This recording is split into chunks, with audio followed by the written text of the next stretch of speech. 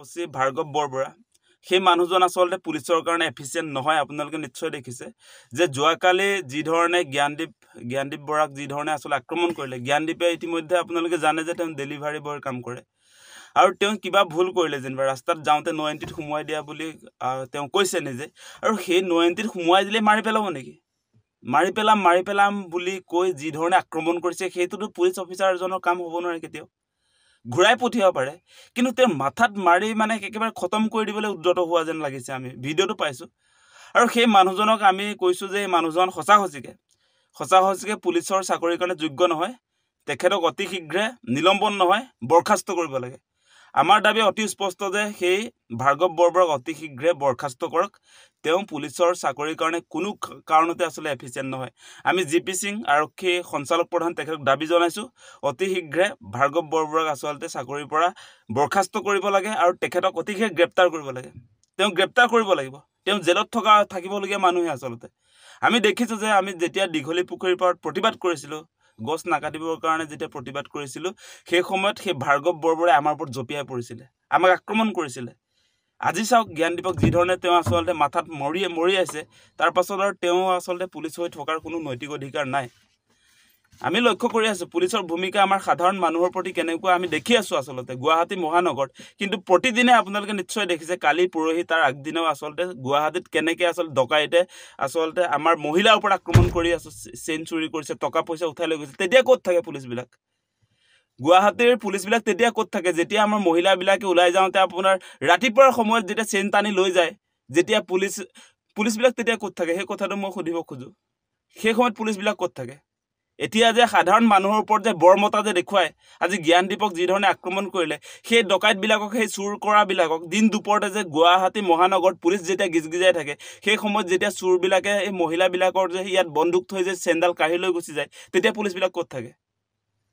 সেই কথাটো আমি উত্থাপন কৰিছোঁ। গতিকে পুলিচে সাধাৰণ জনতাৰ প্ৰতি আচলতে যি ধৰণৰ দায়বদ্ধ হ'ব লাগে সেইবিলাকতো নাই এতিয়া।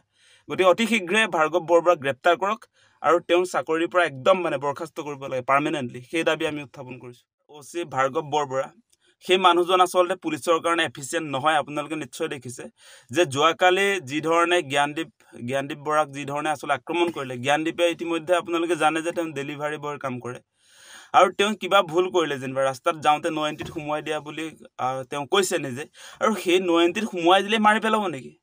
মাৰি পেলাম বুলি কৈ যি ধৰণে আক্ৰমণ কৰিছে সেইটোতো পুলিচ অফিচাৰজনৰ কাম হ'ব নোৱাৰে কেতিয়াও। ঘূৰাই পঠিয়াব পাৰে, কিন্তু তেওঁৰ মাথাত মাৰি একেবাৰে খতম কৰি দিবলৈ উদ্যত হোৱা যেন লাগিছে। আমি ভিডিঅ'টো পাইছোঁ আৰু সেই মানুহজনক আমি কৈছোঁ যে এই মানুহজন সঁচা সঁচিকে পুলিচৰ চাকৰিৰ কাৰণে যোগ্য নহয়।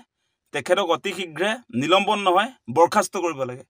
আমাৰ দাবী অতি স্পষ্ট যে সেই ভাৰ্গৱ বৰবৰাক অতি শীঘ্ৰে বৰখাস্ত কৰক। তেওঁ পুলিচৰ চাকৰিৰ কাৰণে কোনো কাৰণতে আচলতে এফিচিয়েণ্ট নহয়। আমি জি.পি. সিং আৰক্ষী সঞ্চালক প্ৰধান তেখেতক দাবী জনাইছোঁ অতি শীঘ্ৰে ভাৰ্গৱ বৰবৰাক আচলতে চাকৰিৰ পৰা বৰখাস্ত কৰিব লাগে আৰু তেখেতক অতি শীঘ্ৰে গ্ৰেপ্তাৰ কৰিব লাগে। তেওঁ গ্ৰেপ্তাৰ কৰিব লাগিব। তেওঁ জেলত থাকিবলগীয়া মানুহে আচলতে। আমি দেখিছোঁ যে আমি যেতিয়া দীঘলী পুখুৰীৰ পাৰত প্ৰতিবাদ কৰিছিলোঁ, গছ নাকাটিবৰ কাৰণে যেতিয়া প্ৰতিবাদ কৰিছিলোঁ, সেই সময়ত সেই ভাৰ্গৱ বৰবৰাই আমাৰ ওপৰত জঁপিয়াই পৰিছিলে, আমাক আক্ৰমণ কৰিছিলে। আজি চাওক জ্ঞানদীপক যি ধৰণে তেওঁ আচলতে মাথাত মৰিয়াইছে, তাৰ পাছত আৰু তেওঁ আচলতে পুলিচ হৈ থকাৰ কোনো নৈতিক অধিকাৰ নাই। আমি লক্ষ্য কৰি আছোঁ পুলিচৰ ভূমিকা আমাৰ সাধাৰণ মানুহৰ প্ৰতি কেনেকুৱা আমি দেখি আছোঁ আচলতে গুৱাহাটী মহানগৰত। কিন্তু প্ৰতিদিনে আপোনালোকে নিশ্চয় দেখিছে, কালি পৰহি তাৰ আগদিনাও আচলতে গুৱাহাটীত কেনেকৈ আচলতে ডকাইতে আচলতে আমাৰ মহিলাৰ ওপৰত আক্ৰমণ কৰি চেইন চুৰি কৰিছে, টকা পইচা উঠাই লৈ গৈছে। তেতিয়া ক'ত থাকে পুলিচবিলাক? গুৱাহাটীৰ পুলিচবিলাক তেতিয়া ক'ত থাকে যেতিয়া আমাৰ মহিলাবিলাকে ওলাই যাওঁতে আপোনাৰ ৰাতিপুৱাৰ সময়ত যেতিয়া চেইন টানি লৈ যায়, যেতিয়া পুলিচবিলাক তেতিয়া ক'ত থাকে? সেই কথাটো মই সুধিব খোজোঁ। সেই সময়ত পুলিচবিলাক ক'ত থাকে? এতিয়া যে সাধাৰণ মানুহৰ ওপৰত যে বৰ্মতা যে দেখুৱায়, আজি জ্ঞানদীপক যি ধৰণে আক্ৰমণ কৰিলে, সেই ডকাইতবিলাকক, সেই চুৰ কৰাবিলাকক দিন দুপৰতে যে গুৱাহাটী মহানগৰত পুলিচ যেতিয়া গিজগিজাই থাকে, সেই সময়ত যেতিয়া চুৰবিলাকে এই মহিলাবিলাকৰ যে ইয়াত বন্দুক থৈ যে চেইনডাল কাঢ়ি লৈ গুচি যায়, তেতিয়া পুলিচবিলাক ক'ত থাকে? সেই কথাটো আমি উত্থাপন কৰিছোঁ। গতিকে পুলিচে সাধাৰণ জনতাৰ প্ৰতি আচলতে যি ধৰণৰ দায়বদ্ধ হ'ব লাগে সেইবিলাকতো নাই এতিয়া। গতিকে অতি শীঘ্ৰে ভাৰ্গৱ বৰবৰাক গ্ৰেপ্তাৰ কৰক আৰু তেওঁৰ চাকৰিৰ পৰা একদম বৰখাস্ত কৰিব লাগে পাৰ্মানেণ্টলি। সেই দাবী আমি উত্থাপন কৰিছোঁ।